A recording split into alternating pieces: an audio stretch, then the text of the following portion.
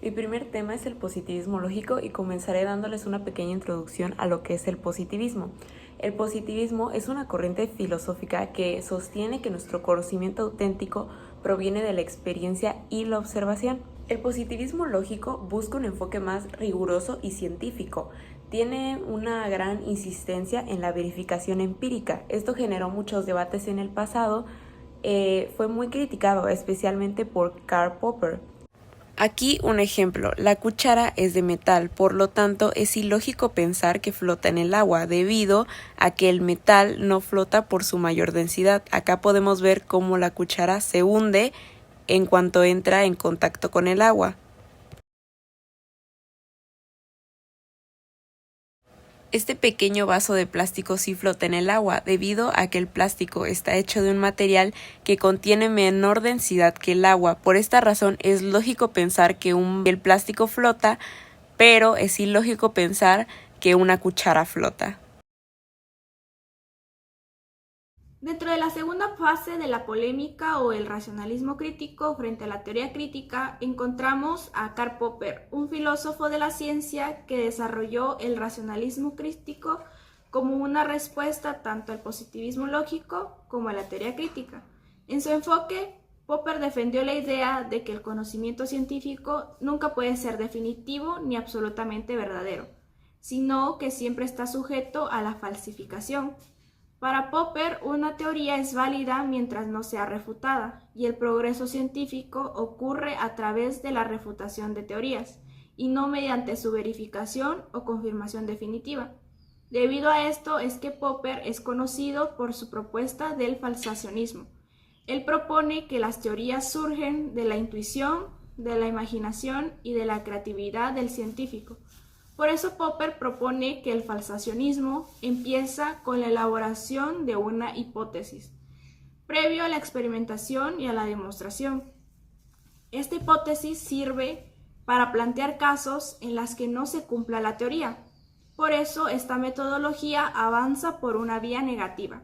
Así que no verificamos una teoría, sino que intentamos negarla. Para entender un poco más de lo que trata esta metodología del falsacionismo, podríamos imaginarnos una teoría. Por ejemplo, todas las aves vuelan. Ya que tenemos la teoría, nos planteamos un enunciado que niegue lo que está diciendo la teoría. Por ejemplo, los pingüinos son aves y no vuelan. Ya que tenemos la negación, experimentamos para poder comprobarlo. Bueno, yo les voy a hablar acerca de la teoría crítica. La teoría crítica es un enfoque filosófico y sociológico que busca desafiar las estructuras de poder y de dominación en nuestra sociedad. Esta teoría se originó en la Escuela de Frankfurt y se centra básicamente en la política, la economía y la cultura. Esta teoría prácticamente no busca rechazar, sino busca ampliar las opiniones de los demás. Esta teoría también dice que nosotros podemos prácticamente, esta teoría lo que busca es dar una reflexión acerca de cualquier tipo de tema. Ya sea, por ejemplo, los estereotipos de géneros, el racismo, podría ser también sobre la política, como ahí lo dice, sobre la cultura, un debate de culturas. Básicamente se basa en un criterio que tiene, pero no significa negar ese criterio, sino extenderlo, se podría decir.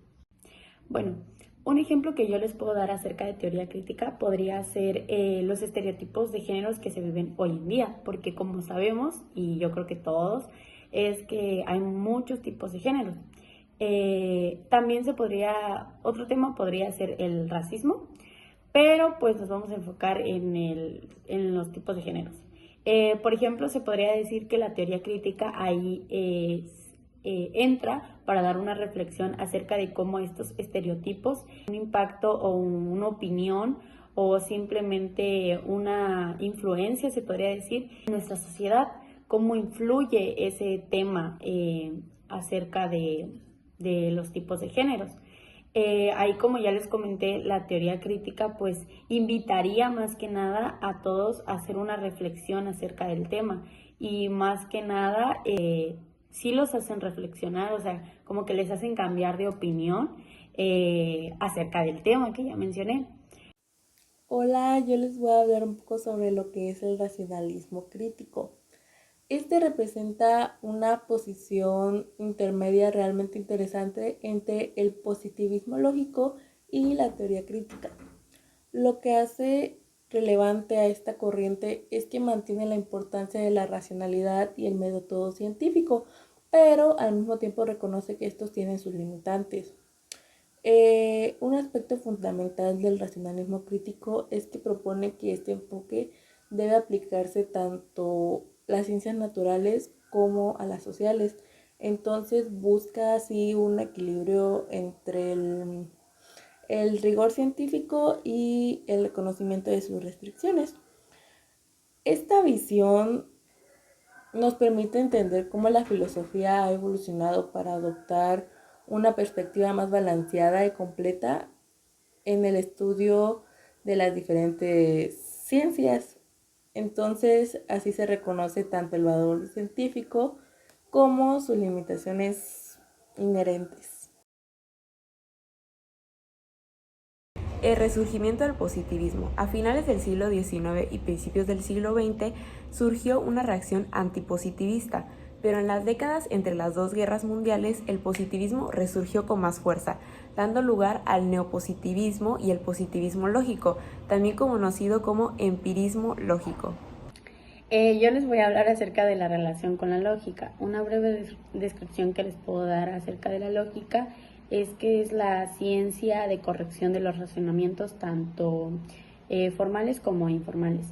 La relación con la lógica, como tal, el término lógica se añadió para reflejar en el neopositivismo recibido de los nuevos desarrollos en la lógica formal. Sin embargo, esta relación es más un accidente histórico que una necesidad filosófica. Un ejemplo muy lógico, como dice la palabra, de la lógica, es, por ejemplo, si decimos, si llueve, el suelo se va a mojar. Pues es evidente que si llovió, el suelo va a estar mojado. Entonces, eso es un razonamiento lógico, pues, o sea, por obvias razones lógicas, si llueve, pues el suelo va a estar mojado. O un razonamiento lógico. La influencia en la filosofía analítica. El positivismo lógico fue un influyente precursor de la filosofía analítica, que no es completamente una rama del positivismo, pero sí ha mantenido un enfoque en el monismo metodológico y en la percepción matemática. Los filósofos analíticos adoptaron el análisis lógico como una herramienta central para abordar problemas filosóficos, desglosando los conceptos en preposiciones más simples. Aunque no siempre identificada con el positivismo, la filosofía analítica ha mantenido un enfoque en la precisión y claridad que asocia con el método científico, buscando argumentos y pruebas estructuradas. Yo les hablaré del desplazamiento de intereses. Es importante mencionar que los filósofos analíticos, aunque inicialmente se centraron en la metodología de las ciencias exactas, comenzaron a experimentar un cambio significativo en su enfoque. Este cambio los llevó a presentar mayor atención a las ciencias sociales y a la historia, lo que resultó interesante porque revivió antiguos debates entre el positivismo y el antipositivismo, especialmente cuando se trataba de analizar y comprender las explicaciones científicas.